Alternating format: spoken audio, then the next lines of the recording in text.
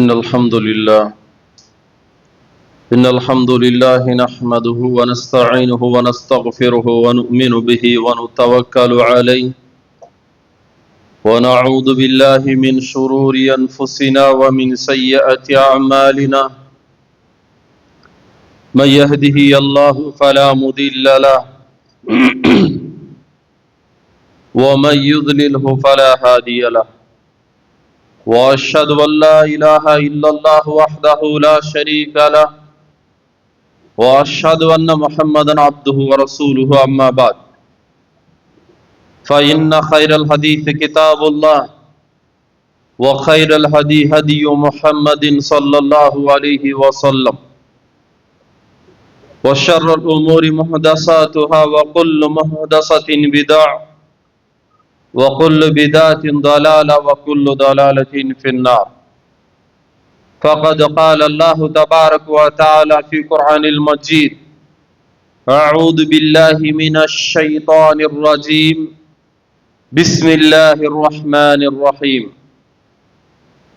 يا أيها الناس اتقوا ربكم الذي خلقكم من نفس واحدة وخلق منها زوجها وبث منهما رجالا كثيرا ونساء واتقوا الله الذي تساءلون به والأرحام إن الله كان عليكم رقيبا بسم الله الرحمن الرحيم يا أيها الذين آمنوا اتقوا الله حق تقاته ولا تموتن إلا وأنتم مسلمون بسم الله الرحمن الرحيم يا أيها الذين آمنوا اتقوا الله وقولوا قولا سديدا يصلح لكم أعمالكم ويغفر لكم ذنوبكم ومن يطع الله ورسوله فقد فاز فوزا عظيما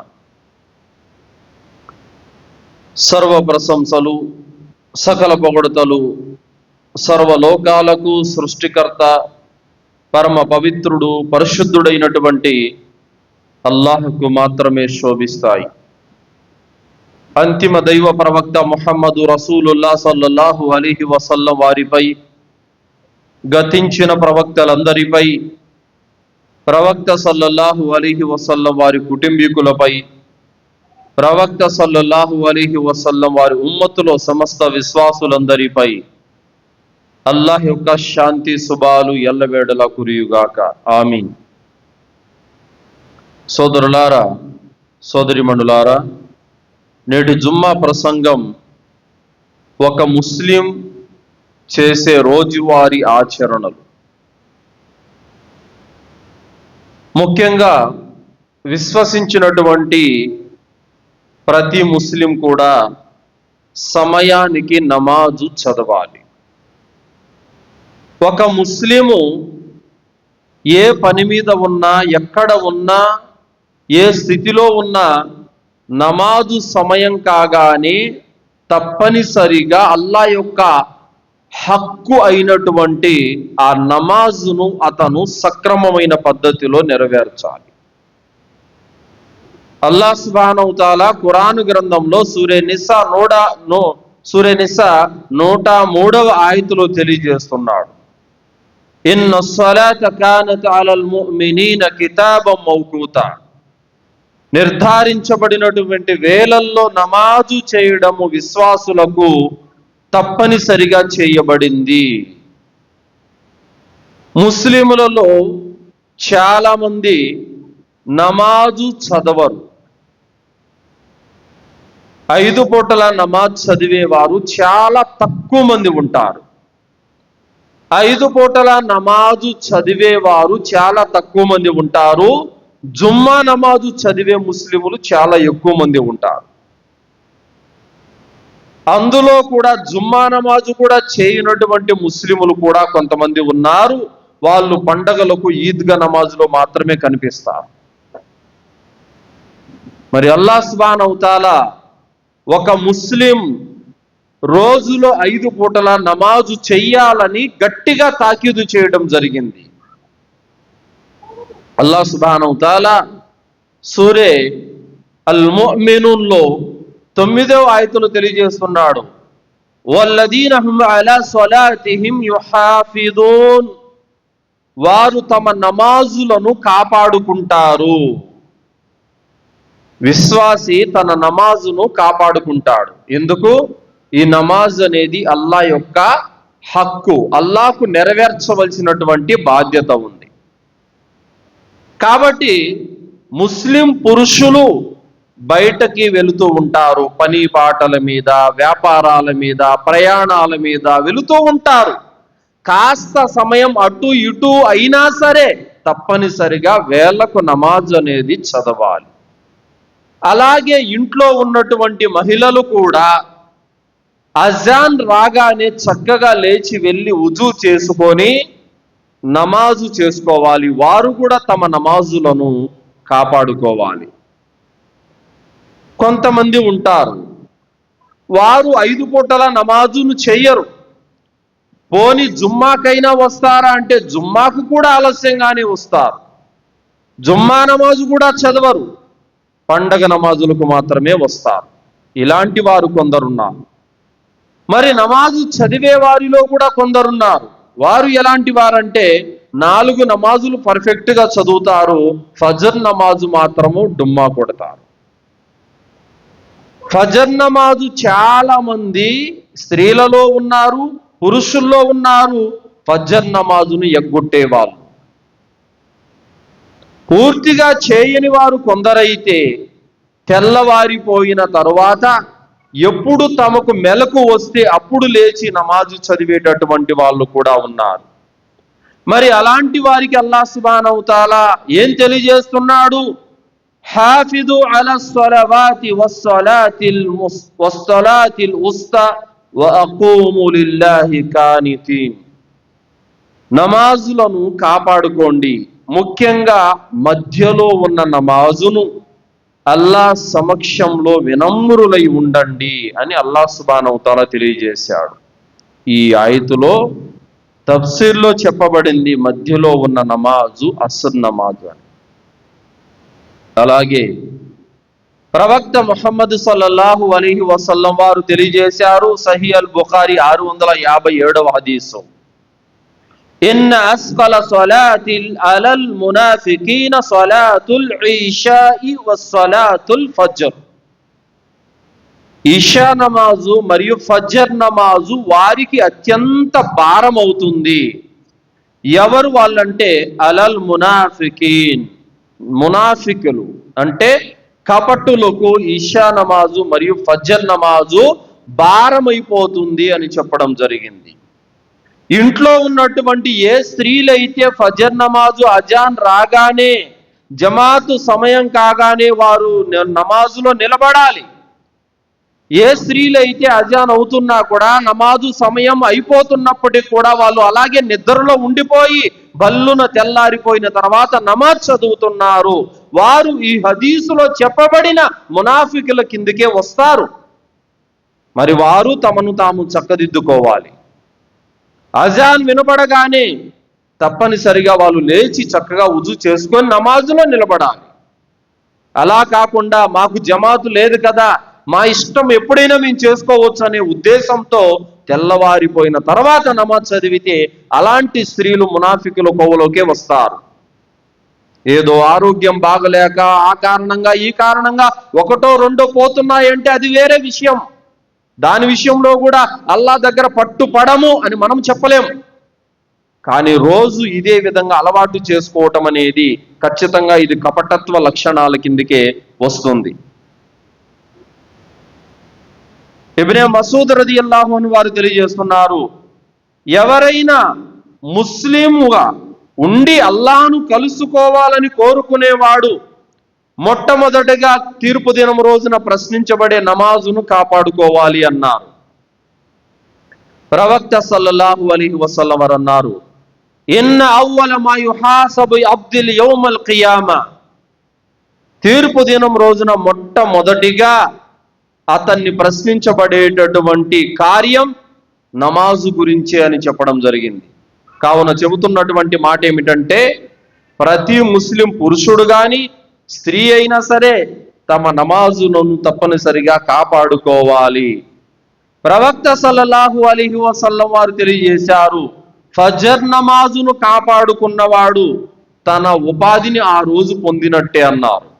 కాబట్టి ఫజర్ నమాజు చదువుకున్న వాడి జీవితంలో బర్కతు ఉంటుంది. అస్సలాతు ఖైరుం మినన్ నౌమ్, నమాజు కంటే, నిద్ర కంటే నమాజు శ్రేష్టమైనది అనేటటువంటి మాట ఏదైతే అజాన్లో వినబడుతుందో ఆ మాటను మనం అర్థం చేసుకోవాలి. సుఖవంతమైనటువంటి నిద్ర వచ్చే ఆ సమయంలో ఆ సుఖమైనటువంటి నిద్రను త్యజించి అల్లా ఆరాధనలో నిలబడటం అనేది ఇది త్యాగంతో కూడుకున్నటువంటి విషయం. కాబట్టి తప్పనిసరిగా ఫజర్ నమాజుని కాపాడుకోవాలి. సోదరులలో కూడా చాలా మంది నెల మొత్తం మీద ఒక 6-7 రోజులు జమాతులో కనబడతారు, తర్వాత చాలా రోజులు జమాతులో నిలబడరు, ఇంట్లోనే చేసుకుంటా ఉంటారు. ఇది కూడా సరైన విధానం కాదు. ఫజర్ నమాజు జమాత్తో చదవాలి, అప్పుడే వారికి లాభదాయకంగా ఉంటుంది. కావున సోదరులారా, ఒక ముస్లిం తన నమాజులను కాపాడుకోవాలి ఎక్కడ ఉన్నా సరే. ఎందుకంటే అల్హమ్దులిల్లా గైరు ముస్లిం సోదరులు ఎంతో మంది సాక్ష్యం ఇచ్చారు చాలా వీడియోల్లో. ఏమని? ఒక ముస్లిము ఆరాధన చాలా గొప్పది, ఎందుకంటే అతను ప్రయాణంలో ట్రైన్లో వెళ్తూ ఉంటే ట్రైన్లోనే నమాజ్ చదువుతాడు. అతను ఎక్కడైనా దారిలో ప్రయాణం వెళ్తుంటే కారు బైకు పక్క కాపి రోడ్డు పక్కనే నమాజ్ చదువుతాడు. పొలం దగ్గర ఉంటే నమాజ్ చదువుతాడు, గొర్రెల కాడు ఉంటే నమాజ్ చదువుతాడు అన్నటువంటి ఒక మంచి అభిప్రాయము గైరు ముస్లిం సోదరులలో ఉంది. ఎందుకు? ఒక ముస్లిం సమయానికి నమాజ్ చదువుతాడు కాబట్టి. కావున నమాజులను కాపాడుకోవాలి సోదరులారా. తర్వాత రెండవ పాయింట్, ఒక ముస్లిము అత్యధికంగా జిక్రులో ఉండాలి. రోజులో అధిక శాతము జిక్రులో ఉండాలి. అల్లాహ్ సుబ్హానహు వ తఆలా సూరా అల్ అహ్జాబ్ 41వ ఆయతలో తెలియజేశాడు, యా అయ్యుహల్లదీన ఆమను జ్కురుల్లాహ జిక్రన్ కసీరా, ఓ విశ్వాసులారా అల్లాహ్ను అత్యధికంగా స్మరించండి అని చెప్పడం జరిగింది.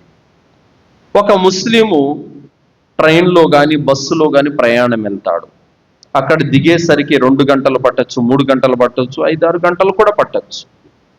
ఈ ప్రయాణంలో మనము ఏ పాటలు వింటూనో ఏ మ్యూజిక్ వింటూనో కాకుండా అల్లా యొక్క జిక్ర్ అయినటువంటి సుబ్హానల్లా, అల్హమ్దులిల్లా, అల్లాహు అక్బర్, లా ఇలాహా ఇల్లల్లా ఇలాంటి పదాలతో జిక్ర్లో ఉండటం అనేది అల్లాహ్ కారుణ్యాన్ని మన వెంట తీసుకెళ్ళినట్టే.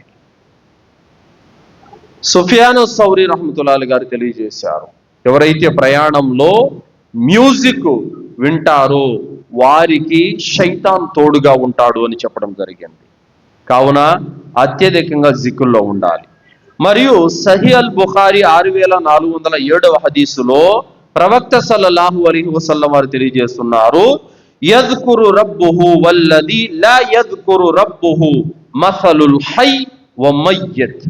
ఎవరైతే అల్లాహ్ను స్మరించారో వారు బ్రతికి ఉన్న వారితో సమానము, ఎవరైతే అల్లాహ్ స్మరణ చేయలేదో అతను చనిపోయిన వాడితో సమానము అని ప్రవక్త సల్లల్లాహు అలైహి వసల్లం వారు తెలియజేశారు. కాబట్టి ఒక ముస్లిం ఎప్పుడు కూడా జిక్రులో ఉండాలి. ఇమాం హసన్ అల్ బస్రీ రహ్మతుల్లాహి గారు తెలియజేస్తున్నారు, ఒక ముస్లిము జిక్ర్ లేకుండా గడిపినటువంటి రోజు వాస్తవానికి అతనికి నష్టదాయకమైన రోజు అది అని చెప్పారు. ఏ రోజైతే జిక్ర్ లేకుండా గడుపుతాడో ఆ రోజు అతనికి చాలా నష్టం కలిగించే రోజు అని చెప్పారు. జిక్ర్ చేసే రోజు అతనికి లాభదాయకమైనటువంటి రోజు అని చెప్పారు. అయితే ఈ జిక్ర్లో కూడా చాలా ఔన్నత్యం కలిగినటువంటి దువాలతో కూడిన జిక్ర్ ఉంది. ఉదయం సాయంత్రం తప్పనిసరిగా చేయవలసినటువంటి జిక్ర్ దువాలు కొన్ని ఉన్నాయి. అవి ఫజర్ నమాజు తర్వాత మరియు అసర్ నమాజు తర్వాత లేదా మగ్రిబ్ లోపల ఈ దువాలు చదివినట్టయితే గనక జన్నతు శుభవార్త ఉంది వాటికి. అందులో ముఖ్యంగా సయ్యదుల్ ఇస్తిగ్ఫార్, దువాలకే రారాజు లాంటి దువా. ఏ దువా? అల్లాహుమ్మ అంత రబ్బీ లా ఇలాహా ఇల్లా అంత ఖలక్తని వ అనా అబ్దుక్ వ అనా అలా అహదిక్ వవఅదిక మస్తతాత్ అఊదు బిక మిన్ షర్రి మా సనత్ అబూఉ లక బినిఅమతిక అలయ్య వఅబూఉ బిదంబి ఫగ్ఫిర్ లీ ఫఇన్నహు లా యగ్ఫిరు దునూబ ఇల్లా అంత. సయ్యదుల్ ఇస్తిగ్ఫార్ ఈ దువా. ఈ దువా గురించి ప్రవక్త ముహమ్మద్ సల్లల్లాహు అలైహి వసల్లం వారు తెలియజేశారు, ఒకవేళ ఏ ముస్లిం అయినా పరిపూర్ణమైనటువంటి ఈమాన్తో ఈ దువా ఉదయం పూట చదివినట్లయితే అతనికి ఉదయం పూట మరణం వస్తే గనక జన్నత్కి వెళ్ళిపోతాడు. సాయంత్రం పూట చదివినట్లయితే సాయంత్రం గనక అతనికి మరణం వచ్చినట్లయితే అతను జన్నత్కి వెళ్ళిపోతాడు అని చెప్పారు. అంత ఘనత కలిగినటువంటి దువా ఈ సయ్యదుల్ ఇస్తిగ్ఫార్.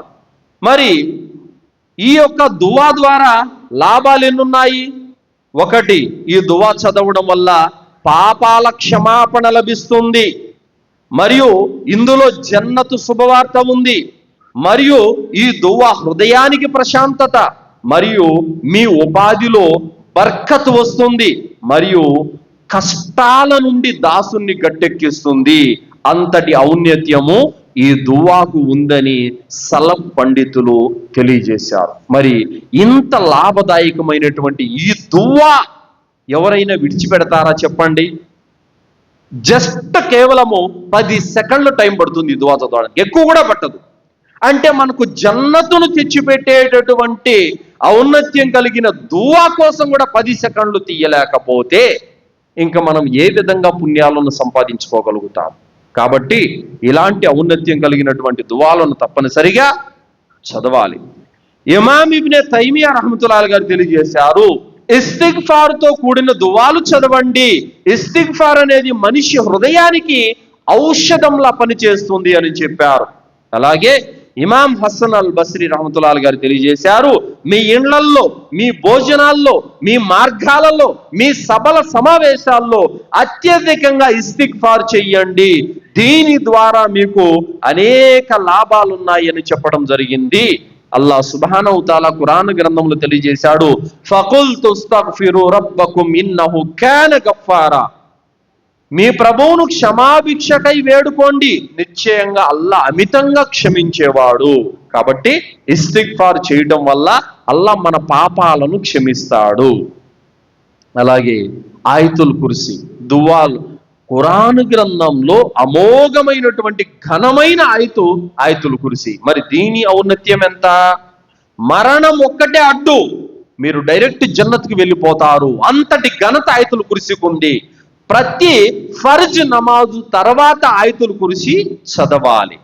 ఎవరైతే ప్రతి ఫర్జ్ నమాజు తర్వాత ఆయతుల్ కుర్సీ చదువుతాడో అలాంటి ముస్లింకు మరణమే అడ్డు, అతనికి జన్నత్కు వెళ్ళిపోతాడు. అంతటి ఘనత ఉంది అల్హమ్దులిల్లా. మరి ఆయతుల్ కుర్సీ చదవడానికి ఒక 20 సెకండ్లు టైం పడుతుంది అంతే, ఎక్కువేం సమయం పట్టదు. ఫజర్ తర్వాత, జోహర్ తర్వాత, అసర్ తర్వాత, మగ్రిబ్ తర్వాత, ఇషా తర్వాత ఆయతుల్ కుర్సీ తప్పకుండా చదవాలి. మరి ఆయతుల్ కుర్సీ చదవడం వల్ల కలిగే లాభాలేంటి? నసాయి హదీసు 972, ఎవరైతే ప్రతి నమాజు తర్వాత ఆయతుల్ కుర్సీ చదువుతారో వారికి స్వర్గానికి వెళ్ళడానికి అడ్డు మరణం ఒక్కటే. రెండవ లాభం, ఉదయం ఆయతుల్ కుర్సీ చదివిన వారు సాయంత్రం ఆయతుల్ కుర్సీ చదివిన వాడు ఉదయం వరకు అతను శైతానుల కీడు నుండి రక్షణ పొందుతాడు. అల్ హకీం 2064వ హదీస్. మూడవ లాభం, పడక మీదికి వెళ్ళిన తర్వాత ఆయతుల్ కుర్సీ చదివిన వారిపైన అల్లాహ్ ఒక దూతను నియమిస్తాడు. తెల్లవారేంత వరకు ఆ దూత అతనికి కాపలాగా ఉంటాడు. తద్వారా శైతాను అతను వద్దకు ప్రవేశించలేడు. బుఖారీ 2311వ హదీస్. మరి ఇన్ని లాభాలు ఈ ఆయతుల్ కుర్సీ ద్వారా ఉన్నాయి. కాబట్టి తప్పనిసరిగా మనము జిక్ర్ చేయడం అలవాటుగా చేసుకోవాలి. తర్వాత మూడో పాయింట్, ఒక ముస్లిం రోజువారీ జీవితంలో ఖురాన్ చదవడము అలవాటుగా చేసుకోవాలి. ప్రతిరోజు కూడా ఖురాన్ చదవటం అనేది ఒక ముస్లిం అలవాటుగా చేసుకోవాలి. అల్లాహ్ సుబ్హానహు తఆలా ఖురాన్ గ్రంథంలో సూర ముజమ్మిల్లో తెలియజేశాడు 25వ ఆయతులో, ఫఖరవు మా తయస్సర మినల్ ఖురాన్, మీరు పఠించగలిగినంత ఖురాన్ పఠించండి, మీకు ఎంత సులభమైతే అంతే పఠించండి అని అల్లాహ్ సుబ్హానహు వ తఆలా తెలియజేస్తున్నాడు. రోజు ఒక 2 పేజీలైనా సరే, 3 పేజీలైనా సరే, లేదా రోజుకు ఒక 10 ఆయతులైనా సరే అర్థంతో చదివితే గనక తద్వారా మన ఈమాన్ అభివృద్ధి చెందుతుంది, మన విశ్వాసం పెరుగుతుంది, అల్లాహ్ పట్ల భయం కలుగుతుంది, అక్షరానికి 10 పుణ్యాల పుణ్యం వస్తుంది. ఎన్నో లాభాలు ఖురాన్ చదవడం వల్ల ఉంది. అలాగే అల్లాహ్ సుబ్హానహు వ తఆలా ఈ ఖురాన్లో అనేక లాభాలు పెట్టాడు. అందులో వచ్చేసి 7 లాభాలు ఇక్కడ స్థల పండితులు తెలియజేశారు. 1వది, ఖురాన్ చదవడం వల్ల హృదయానికి ప్రశాంతత లభిస్తుంది. 2వది, పుణ్యాల దర్జాలు పెరుగుతాయి. 3వది, శైతాను కీడు నుండి అతని ఇంటి వారికి రక్షణ లభిస్తుంది. 4వది, తీర్పు దినం రోజున ఖురాన్ ద్వారా అతను సిఫారసు పొందుతాడు. 5వది, అతని ఈమాను పెరుగుతుంది. 6వది, ఇంట్లో బర్కత్ వస్తుంది. 7వది, పరలోకంలో అతని స్వర్గంలో జన్నతులో అతని దర్జాలు పెంచబడతాయి. అన్ని లాభాలు ఖురాన్ ద్వారా ఉన్నాయి. చూసారా? అల్హమ్దులిల్లా. మరి చాలా మంది ఇన్ని లాభాలు ఖురాన్ ద్వారా ఉండగా ధర్మజ్ఞానం లేని ముస్లిములు ఇంట్లో లాభాలు రావాలని, నష్టాలు దూరం అవ్వాలని, కీడులు దూరం అవ్వాలని అంతరాలు, తంత్రాలు, నిమ్మకాయలు, టెంకాయలు ఇవన్నీ కడుతూ ఉంటారు ధర్మజ్ఞానం లేని ముస్లిములు. మరి దేని ద్వారా లాభం ఉంది? దేని ద్వారా కీడులు దూరం అవుతాయి? దేని ద్వారా మనకు ఈమాన్ పెరుగుతుంది? దేని ద్వారా మనకు పుణ్యాలు వస్తాయి? ఖురాన్ ద్వారా. ఇంట్లో ఖురాన్ చదవడం ద్వారా ఇన్ని లాభాలు ఉన్నాయి. ఇది తెలియని ముస్లిములు అంతరం కట్టుకుంటే మాకు బాగవుతుంది అనుకుంటున్నారు, నిమ్మకాయ తెచ్చి కడితే ఇంటికి బాగవుతుంది అనుకుంటున్నారు, టెంకాయ కట్టుకుంటే బాగవుతుంది అనుకుంటున్నారు. ఖురాన్ ద్వారా మీ సమస్యలన్నీ పరిష్కరించబడతాయి. స్థల పండితులు చెప్తున్నటువంటి మాటలు. కాబట్టి సోదరులారా, అల్లాహ్ సుబ్హానహు వ తఆలా ఖురాన్ను మనకు మార్గదర్శకత్వంగా పంపాడు. ఆ మార్గదర్శకత్వాన్ని రోజువారి జీవితంలో మనము దాన్ని చేర్చుకోవాలి. ప్రతిరోజు ఒక ముస్లిం పఠించగలిగినంత ఖురాన్ పఠించడం అలవాటు చేసుకోవాలి. ఫజర్ నమాజ్కి వస్తాడు, జస్ట్ 2 పేజీలైనా సరే ఖురాన్ చదవడం అలవాటు చేసుకోవాలి. చదువు రాకపోతే కనీసం మస్జిద్లో ఇమాం సాబ్ దర్సు చెప్తూ ఉంటారు, అక్కడైనా కూర్చొని వినాలి. ఈ విధంగా చేయడం వల్ల అతనికి ఎన్నో లాభాలు ఉన్నాయి. తర్వాత సోదరులారా, ఇంట్లో ప్రవేశించే ముందు సలాం చేసే విధానం. ఒక ముస్లిం తన రోజువారీ జీవితంలో సలాం చేయడం అనేది అతను అలవాటుగా చేసుకోవాలి. చాలా మంది ముస్లింలను మనం కలుస్తూ ఉంటాము, వాళ్ళు సలాం కూడా చేయరు. అసలు సలాం చేసే పద్ధతి కూడా వాళ్ళకి తెలియదు అసలు. మరి సలాం చేసే దాని గురించి అల్లాహ్ సుబ్హానహు వ తఆలా ఖురాన్లో తెలియజేశాడు.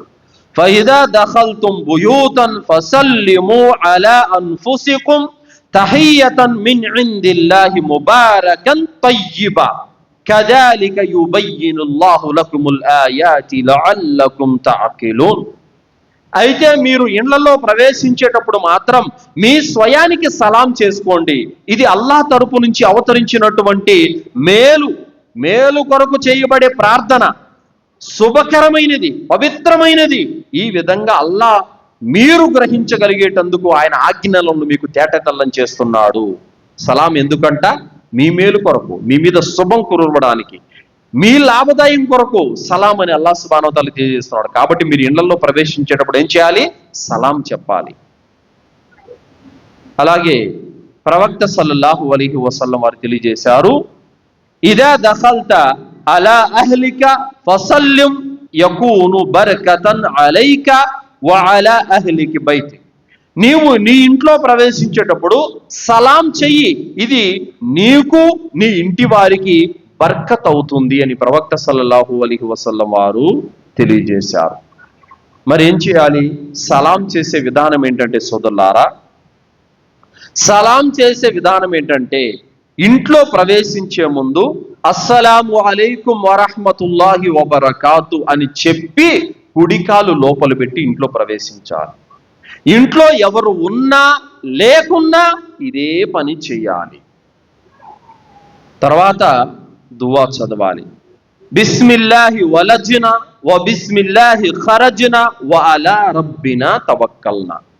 అల్లాహ్ పేరుతో మేము ప్రవేశించాము, అల్లాహ్ పేరుతోనే బయటికి వెళ్ళాము, మా ప్రభువు అయిన అల్లాహ్ పైన మేము భారం వేశాము అనేటటువంటిది ఈ దువా అర్థం. మరి ఈ దువా చదివినప్పుడు ఏమవుతుంది? ప్రవక్త సల్లల్లాహు అలైహి వసల్లం వారు తెలియజేశారు, ఒక వ్యక్తి తన ఇంట్లో ప్రవేశించే సమయంలో అల్లాహ్ను స్మరించి సలాం చేస్తే గనక, మరియు భోజన సమయంలో అల్లాహ్ను స్మరిస్తే గనక, శైతాన్ ఇలా అంటాడు, మీకు ఇక్కడ రాత్రి గడపటానికి స్థలం లేదు, భోజనం కూడా లేదు అని చెప్పడం జరుగుతుంది. అంటే ఒక ముస్లిము సలాం చేసి దువా చదివి ఇంట్లో ప్రవేశిస్తే శైతాను తన తోటి శైతానులతో అంటాడు, ఇతను అల్లాహ్ను స్మరించి ఇంట్లో ప్రవేశించాడు, ఈ ఇంట్లోకి మీరు రావటానికి మీకు అనుమతి లేదు, వెళ్ళిపోండి అని అంటాడు. ఎక్కడైతే ఒక ముస్లిం భోజనం చేసి అల్లాహ్ను స్మరిస్తాడో, బిస్మిల్లాని అన్నం తింటాడో, బిస్మిల్లాని భోజనం చేస్తాడో, అప్పుడు శైతాన్ ఇతర శైతానులతో అంటాడు, ఇతను అల్లాహ్ నామాన్ని స్మరించాడు, మీకు ఇక్కడ భోజనం లేదు, వెళ్ళిపోండి అని అంటాడు. ప్రతి చోట కూడా అల్లాహ్ను స్మరించడం వల్ల మనం సేఫ్ జోన్లోకి వచ్చేస్తాం. అల్లాహ్ జిక్ర్ చేయడం వల్ల, అల్లాహ్ నామస్మరణ చేయడం వల్ల, అల్లాహ్ను తలుచుకోవటం వల్ల మనము చాలా సురక్షితమైనటువంటి ప్రదేశంలోకి మనం వచ్చేస్తాం. మనకు మనం రక్షణ వలయం ఏర్పరచుకున్నట్టే. మరి అల్లాహ్ను స్మరించకపోతే, ఇంట్లో ప్రవేశించేటప్పుడు సలాం చెయ్యకపోతే, దువా చదవకపోతే, శైతానులందరూ కూడా మీతో పాటే ఇంట్లోకి వచ్చేస్తారు. అన్నం తినేటప్పుడు బిస్మిల్లా చెప్పకపోతే శైతాన్ వచ్చి మీతో పాటు తింటాడు. త్రాగేటప్పుడు బిస్మిల్లా చెప్పకపోతే శైతాన్ కూడా మీతో పాటు త్రాగుతాడు. కాబట్టి అల్లాహ్ను స్మరించటం వల్ల శైతాను కీడుల నుండి మనం రక్షించబడతాం. కాబట్టి ఇంట్లో ప్రవేశించే ముందు తప్పనిసరిగా సలాం చేయాలి, దువా చదవాలి. అనస్ బిన్ మాలిక్ రదియల్లాహు అన్హు వారు తెలియజేశారు, ప్రవక్త సల్లల్లాహు అలైహి వసల్లం వారు బయట నుంచి వచ్చి ఇంట్లో ప్రవేశించే ముందుగా సలాం చేసేవారు. కాబట్టి సోదరులారా, తప్పనిసరిగా మనం ఇంట్లో ప్రవేశించే ముందు సలాం చేయాలి. ఈ సలాం చేయడం వల్ల లాభం ఏంటి? ఇంట్లో బర్కత్ వస్తుంది, శైతాన్ ఇంట్లో ప్రవేశించలేడు, కుటుంబంలో ప్రేమ పెరుగుతుంది, పిల్లలు ఇస్లామీయ ఆచరణలు నేర్చుకుంటారు. ఇది అన్నింటికంటే ముఖ్యంగా ఈ సలాం మీ పైన దీవెనగా మారుతుంది. సలాం అంటే ఏంది? అస్సలాము అలైకుం అంటే ఏంది? అల్లాహ్ యొక్క శాంతి శుభాలు మీపై వర్షించుగా. కానీ దువా ఇది, వాళ్ళు కూడా వాలేకుం సలాం రహమతుల్లాహి వబరకాతు, మీపై కూడా అల్లాహ్ యొక్క శాంతి శుభాలు కురియుగా. కానీ అంటే ఇది ఒక దీవెన. అంటే ఒక ముస్లిము రోజుకు ఎన్నిసార్లు ఇంట్లోకి వెళ్తాడు, ఎన్నిసార్లు బయటకు వస్తాడు, అన్నిసార్లు అతను సలాం చెప్పడం వల్ల, సలాం చెబుతూ చెబుతూ చెబుతూ ఒక సలాంకి 30 పుణ్యాలు పొందుతాడు. ఇదొక లాభము. మరియు వారు కూడా నీకు ప్రతి సలాం చేస్తారు, ఇది కూడా ఒక లాభము. దువ్వా, సలాం అనేది దువ్వా. కాబట్టి సలాం చెప్పడంలో సిగ్గుపడకూడదు, సలాం చెప్పే దాంట్లో మనము ఏమాత్రం వెనకాడకూడదు. ఖచ్చితంగా ఇది ఒక ముస్లిం యొక్క రోజువారీ మంచి ఆచరణ. తర్వాత సోదరులారా, ఇంట్లో నుంచి బయటికి వెళ్ళే విధానం. ఇందులో కూడా ఒక ముస్లిం ఇంట్లో నుంచి బయటికి వెళ్ళేటప్పుడు దువా చదవాలి. బిస్మిల్లాహి తవక్కల్తు అలల్లాహి లా హౌల వలా కువ్వత ఇల్లా బిల్లా. అల్లాహ్ పేరుతో నేను బయలుదేరుతున్నాను, అల్లాహ్ పైనే ఆధారపడ్డాను, అల్లాహ్ సహాయం లేకుండా మరే శక్తి ఏదీ లేదు.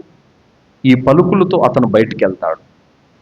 అప్పుడు ప్రకటించేవారు ఇలా అంటారు, ఇతను అల్లాహ్ నామాన్ని స్మరించాడు, ఇతనికి రక్షణ లభించింది, ఇతనికి మార్గదర్శకత్వం దొరికింది, ఇతను కాపాడబడ్డాడు అని ప్రకటించడం జరుగుతుంది.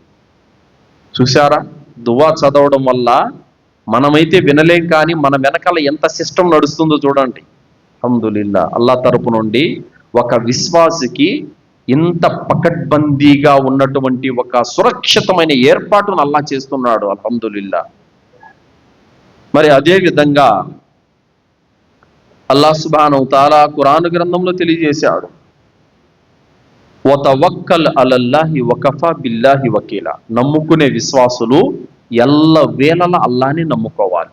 అది ప్రయాణమైనా, ఒక పని అయినా, ఏదైనా సరే అల్లానే నమ్ముకొని బయలుదేరిపోవాలి. అలా చేసినట్లయితే అల్లానే అతనికి రక్షణగా నిలబడటము జరుగుతుందన్నమాట. దీని ద్వారా లాభం ఏంటి? అతను ఈ దువా చదివి ఇంట్లోంచి బయటికి వెళ్ళటం వల్ల శైతాను కీడు నుండి రక్షించబడతాడు, ప్రమాదాల కీడు నుండి అతనికి రక్షణ లభిస్తుంది, మనసుకు ప్రశాంతత లభిస్తుంది, ప్రతి పనిలో తవక్కల్ యొక్క ఈమాన్ పెరుగుతుంది.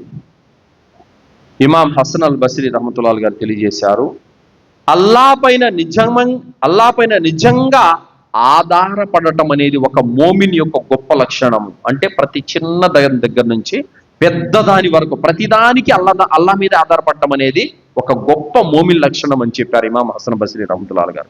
ఇదేముంది నేను చేసేస్తాను నవల్ల అయిపోద్ది అనే మాట చెప్పకండి. అల్లా తలిస్తేనే అవుతుంది. వమా తషాఊన ఇల్లా అయ్యషా రబ్బుల్ ఆలమీన్, వమా తషాఊన ఇల్లా అయ్యషా అల్లాహు రబ్బుల్ ఆలమీన్. అల్లా తలిచిందే అవుతుంది, మీరు తలిచింది ఏది కాదు అని అల్లా సుబ్హానహు వ తఆలా తెలియజేశాడు. తర్వాత సోదరులారా, వాహనంపై వెళ్ళేటప్పుడు ఏం చేయాలి? వాహనంపై వెళ్ళేటప్పుడు ఏం చేయాలి? ఏ విధానాన్ని ఫాలో అవ్వాలి? సర్వసాధారణంగా ఒక వ్యక్తి వాహనంపై వెళ్ళేటప్పుడు తలకు హెల్మెట్ ధరిస్తాడు. కారణం ఏంటి? ఎక్కడైనా యాక్సిడెంట్లు జరిగితే శరీరం అంతా ప్రమాదానికి గురైనా కూడా తలకు గాయం తగలకపోతే, తలకు ఏం జరగకపోతే మనం బ్రతకొచ్చు అనే ఉద్దేశంతో. అలాగే కారులో బయలుదేరాడంటే కనుక సీటు బెల్ట్ వేసుకుంటాడు. ఎందుకంటే కారుకు ప్రమాదమైన సీటు బెల్ట్ వేసుకుంటే సేఫ్గా ఉంటామని చెప్పేసి. అల్హమ్దులిల్లాహ్, వీటితో పాటు దువ్వా కూడా మీకు రక్షణగా నిలుస్తుంది. సుబ్హానల్లజీ సఖర లనా హాదా వమా కున్నా లహు ముఖరినీన్ వ ఇన్నా ఇలా రబ్బినా లమున్కలిబూన్. ఈ వాహనాన్ని మాకు వశపరిచిన అల్లా పరిశుద్ధుడు, దీనిని మేము స్వయంగా వశపరుచుకోలేము, చివరకు మనం అల్లాహ్ వద్దకే తిరిగి వెళ్ళాలి అన్నటువంటి ఈ దువా అర్థం. అంటే ఈ వాహనాన్ని నేను అదుపు చేయలేను, అల్లానే అదుపు చేసేవాడు, దీని కీడు నుండి కూడా అల్లానే రక్షించేవాడు. ఈ దువా హెల్మెట్ కంటే కూడా, మీ సీటు బెల్ట్ కంటే కూడా ఎన్నో రకాలుగా మిమ్మల్ని ప్రమాదాల నుండి రక్షిస్తుంది. అల్హమ్దులిల్లాహ్. ఎందుకంటే ఎప్పుడైతే ఒక ముస్లిము వాహనం మీద కూర్చొని అల్లా నామాన్ని స్మరించాడో, ఆ వాహనానికి ఏదైనా ప్రమాదాలు జరిగితే ఆ కీడు నుండి రక్షించే బాధ్యత అల్లాది. కావున దువాలు అనేవి తప్పనిసరిగా చదవాలి. అబ్దుల్లా బిన్ ఉమర్ రదియల్లాహు అన్హు వారు తెలియజేశారు, ప్రయాణ ప్రారంభంలో తప్పనిసరిగా ఈ దువా మేము చేసేవాళ్ళము. ఏ దువా? సుబ్హానల్లజీ సఖర లనా హాదా వమా కున్నా లహు ముఖ్రినీన్ వ ఇన్నా ఇలా రబ్బినా లమున్కలిబూన్. ఈ దువా తప్పనిసరిగా మేము చదివే వాళ్ళము. ఒంటె ఎక్కినా, గాడిద ఎక్కినా తప్పనిసరిగా మీ దువా చదివే వాళ్ళము అని చెప్పారు. ఈ దువా చదవడం వల్ల లాభాలేంటి? ప్రయాణంలో అల్లా యొక్క రక్షణ అతనికి తోడుగా ఉంటుంది, ప్రమాదాల నుండి అతనికి భద్రత కల్పించబడుతుంది, ప్రయాణం కూడా ఒక ఇబాదతుగా మారుతుంది, మనిషికి ఆఖిరతు గుర్తుకొస్తుంది. ఎందుకు? వ ఇన్న ఇలా రబ్బినా లమున్కలిబూన్. మేమంతా అల్లాహకు చెందిన వారమైన మాట అంటున్నాం కదా, ఆఖిరతు గుర్తుకొస్తుంది. కాబట్టి అల్లా రక్షణ లభిస్తుంది, ప్రమాదాల కీడు నుండి మనకు రక్షణ లభిస్తుంది, ప్రయాణం కూడా ఒక ఇబాదత్, ఆరాధనగా మారిపోతుంది. అల్హమ్దులిల్లాహ్, ఈ దువా చదవడం వల్ల అన్ని లాభాలు ఈ దువా ద్వారా ఉన్నాయి. అల్హమ్దులిల్లాహ్. తర్వాత సోదరులారా, పడుకునే విధానం.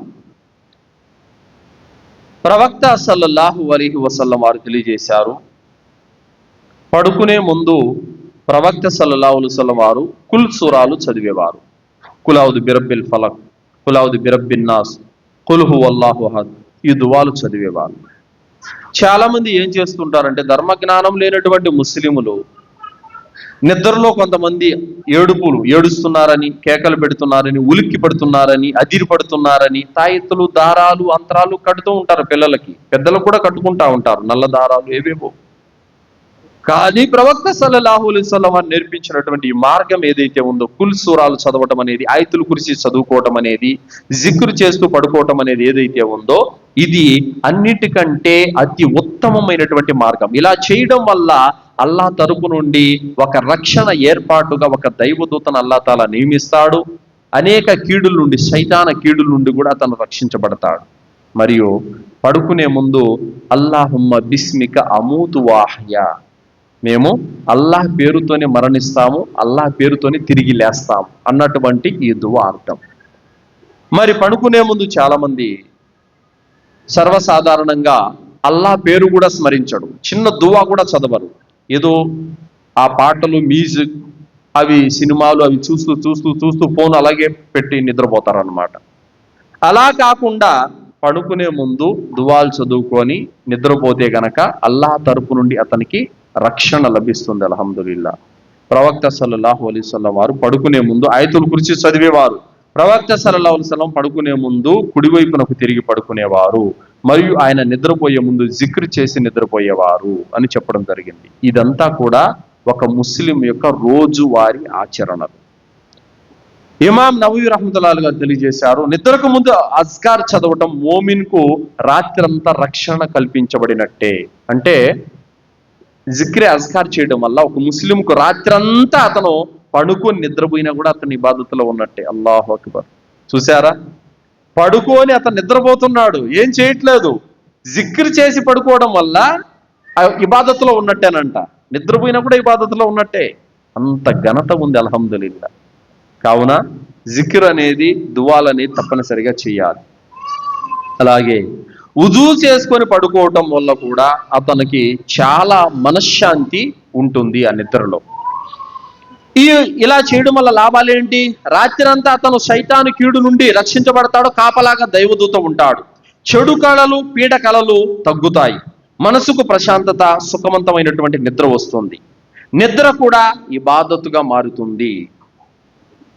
ఇబ్రాహీం అన్-నఖీ రహ్మతుల్లాహి గారు తెలియజేశారు, నిద్రను కూడా ఆఖిరత్తుకు సిద్ధంగా మేము భావించే వాళ్ళము. అంటే నిద్ర కూడా మాకు మరణమే అని భావించి మేము పడుకునే వాళ్ళమని చెప్తున్నారు. వాస్తవమే, నిద్రలో ఎంతమంది చనిపోతూ ఉంటారు. నిద్ర కూడా మరణం లాంటిదే. కావున నిద్రపోయేటప్పుడు ఆఖిరత్తును గుర్తు చేసుకోవాల్సినటువంటి అవసరం కూడా ఉంది. కాబట్టి సోదరులారా, ఏవైతే ఇవన్నీ మనం చెప్తున్నామో రోజువారీ ఆచరణలు. పొద్దున్నే నిద్ర లేస్తానే ఏం చేయాలి? నిద్ర లేచేటప్పుడు కూడా అల్హమ్దులిల్లాహిల్లదీ అహ్యానా బఅదమ అమాతన వ ఇలైహి నుషూర్.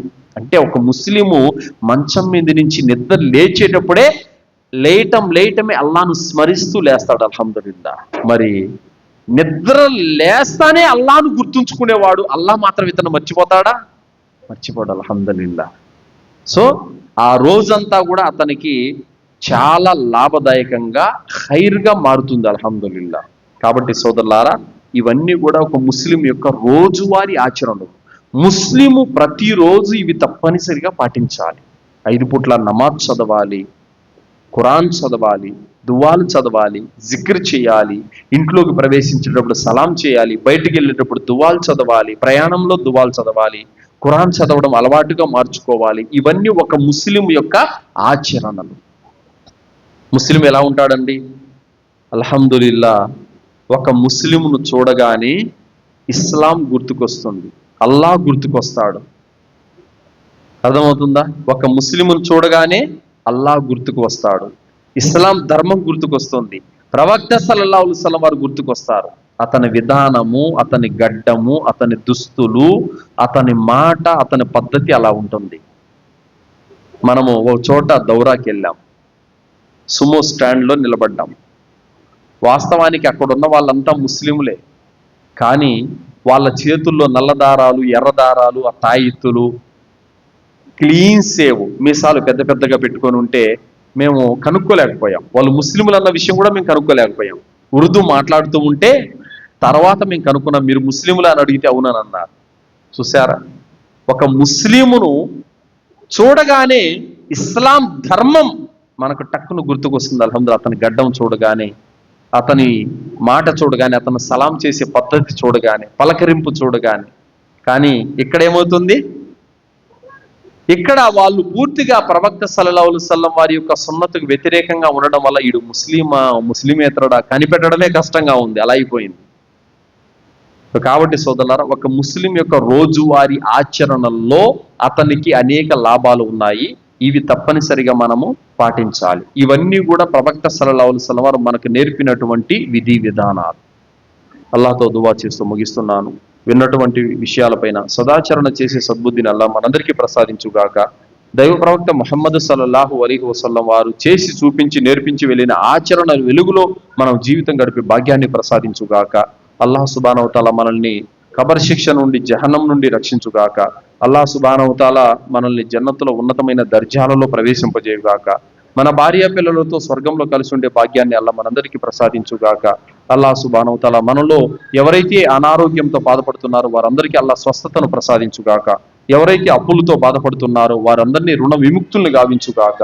అల్లాహ్ సుబ్హానహు వ తఆలా ఇంకా ఎవరైతే మనలో అనేక సమస్యలతో సతమతమవుతున్నారో వారి సమస్యలను దూరం చేసి అల్లాహ్ సుబ్హానహు వ తఆలా సులభమైన మార్గాలలో వాళ్ళని పయనింపజేయుగాక. అల్లాహ్ సుబ్హానహు వ తఆలా మనకు కుఫర్ నుండి, షిర్కు నుండి, బిదాతు నుండి, శైతాను కీడుల నుండి రక్షించి స్వచ్ఛమైన తౌహీదుపై ఖురాన్ హదీసు వెలుగులో జీవితం గడిపే భాగ్యాన్ని ప్రసాదించుగాక. ఆమీన్. వాఖిరు దవానా అల్హమ్దులిల్లాహి రబ్బిల్ ఆలమీన్. బారకల్లాహు లనా వలకుం ఫిల్ ఖురానిల్ అదీమ్ వస్తగ్ఫిరుల్లాహి వలిసైరిల్ ముస్లిమీన్ ఇన్నహు తఆలా జవాదుల్ కరీం.